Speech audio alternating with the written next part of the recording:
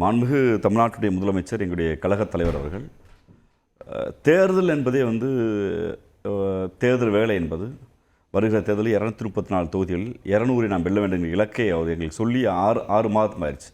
இன்னும் சொல்லப்போனால் அவருடைய பிறந்த நாளில் அந்த இலக்கை எங்களுக்கு கொடுத்தார். திராவிட முன்னேற்ற கழகத்துடைய மக்கள் நலத்திட்டங்களால் தேர்தலுக்கு நாங்கள் தயாராக இருக்கோம். இப்போ ரொம்ப ரொம்ப வெளிப்படையாக நேரடியாக மக்கள்கிட்ட களத்துக்கு போங்க, இந்த கழக அரசு செய்திருக்க சாதனைகளை மக்கள் மன்றத்தை பரப்புங்க, ஒரு பொருந்தா கூட்டணியான பாஜக அதிமுக கூட்டணியை மக்கள் மன்றத்தை அம்பலப்படுத்துங்க என்பதை இந்த அறைகூல் விடுத்திருக்கிறார்.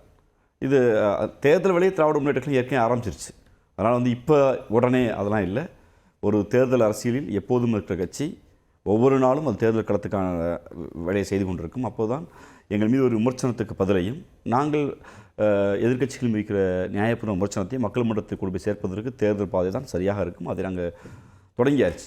ஏன் இந்த நேரத்தில் பாஜக அதிமுக கூட்டணி குறித்து பாஜகவுடைய கடந்த கால வரலாறை குறித்து மாண்புமிகு முதலமைச்சர்கள் பேச வேண்டிய தேவை வந்திருக்குன்னா, நீங்கள் ஒரு பாராளுமன்ற தேர்தலுக்கு முன்பு மரியாதைக்குரிய இன்றைய எதிர்க்கட்சி தலைவர் எடப்பாடி பழனிசாமி சொன்ன வாதம் என்னென்னா, இனிமேல் நான் பாஜகவோடு ஒட்டுமில்லை உறவும் இல்லை, இனிமேல் அவர்களோடு நான் கூட்டணி இல்லை என்றார்.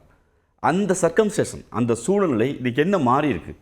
பாஜகவோடு கூட்டணி வைப்பதற்கு அவர் என்ன தேவை வந்திருக்கு? ஏதாவது அன்னைக்கு அவர் சொல்கிற போதும் தமிழ்நாட்டில் ஆளுகை கட்சி திராவிட முன்னேற்ற கழகம், அந்த ஸ்டேட்மெண்ட் சொல்கிற போது தமிழ்நாட்டில் ஆளுகை கட்சி திராவிட முன்னேற்ற கழகம், அப்போது இந்திய நாட்டுடைய பிரதமர் நரேந்திர மோடி.